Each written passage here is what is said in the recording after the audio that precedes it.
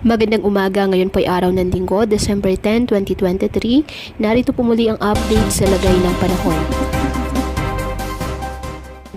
Ayon po sa Pag-asa, Northeast Monsoon o Amihan nakakaapekto ngayon sa extreme northern Luzon. Wala naman po tayong bagyo o low pressure area na minomonitor sa loob ng ating PAR na maaring makaapekto sa ating bansa.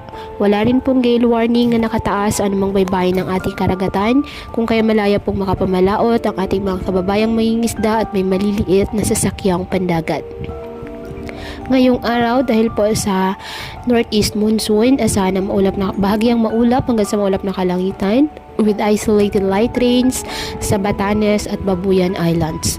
At ang nalalabing bahagi ng bansa kasama na ang Metro Manila, bahagyang maulap hanggang sa maulap na kalangitan with isolated rain showers or thunderstorms dahil po sa easterlies at localized thunderstorms.